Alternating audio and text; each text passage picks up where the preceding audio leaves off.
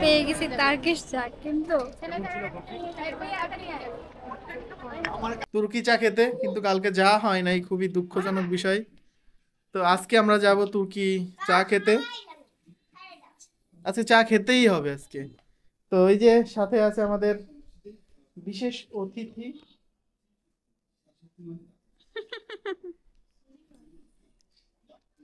আগের দিন চা খাওয়াই নাই, আজকে যদি চা না পাই তাহলে এর থেকে খারাপ আর কিছু হবে না।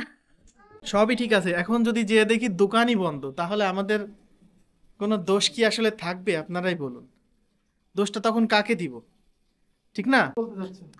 তুর্কি চায় কি ওই যে টার্কিশ যে আইসক্রিমের সময় যে নাচ হয়, তুর্কি চায় কি ওরকম নাচ হবে না?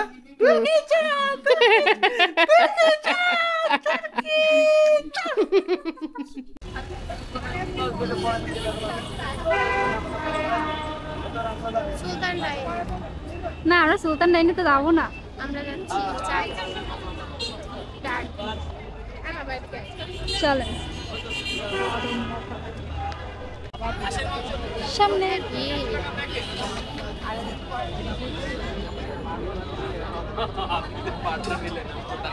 খুঁজতে খুঁজতে আলটিমেটলি পেয়ে গেলাম। একেবারে লাস্টে এই গেটটা ঢুকলে আগেই, ওই পাশ থেকে ঢুকলে এখানে অনেক ফাস্ট ফুড, এখানে অনেক অনেক আইটেম।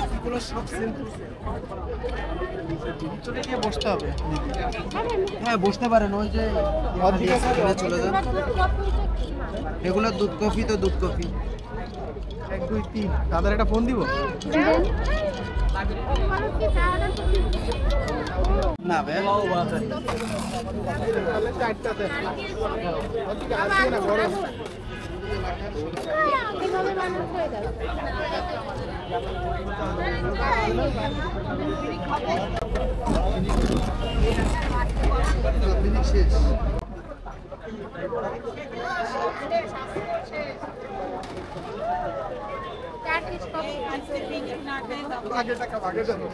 এখানে আছে কি ক্যাপাচিনো,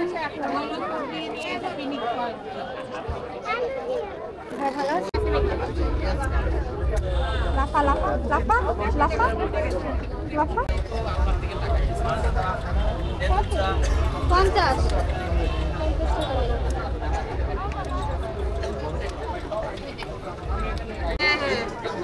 করবো।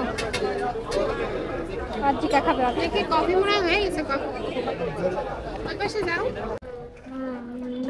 আপনি একটু খাবেন দাদা? ফ্লেভারটা বলো কেমন লাগছে।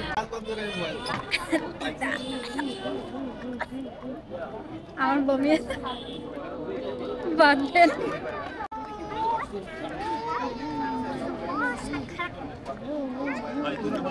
এটা আমার চাই ফেলাই দিয়ে চলে যাওয়া লাগবে, তাছাড়া আমি খাইতে পারবো না, কারণ আমার পক্ষে খাওয়া সম্ভব না। ব্যাড রিভিউ দিচ্ছ?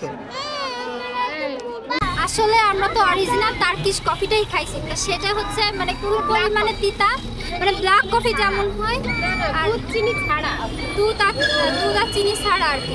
এখন সেটা তো একদম একেবারে র কফি, মানে একদম তিতা। যারা চিনি খায় না তারা খেতে পারবে। হ্যাঁ, যারা চিনি খায় না তারা খেতে পারবে না, চিনি না, যারা কড়া কফি খাইতে পছন্দ করে তারা পারবে। কিন্তু আমি তো আসলে সম্ভব না আমার এত তিতা খাওয়া, আমি হচ্ছে হালকা চা খাই এখন না, অনেকখানি দিছে। এরপরে যখন আমি বলছি ওনারে তিতা, উনি আমার তার সাথে 2 চামচ চিনি দিছে ভরা ভরা, তারপরে যে সেটা টেস্ট অন্যরকম হয়েছে, তবে সেইটা খাইতে অনেক ভালো লাগছে। আমি চিনি দেওয়াটা খাইনি, চিনি ছাড়া তো খাইছি।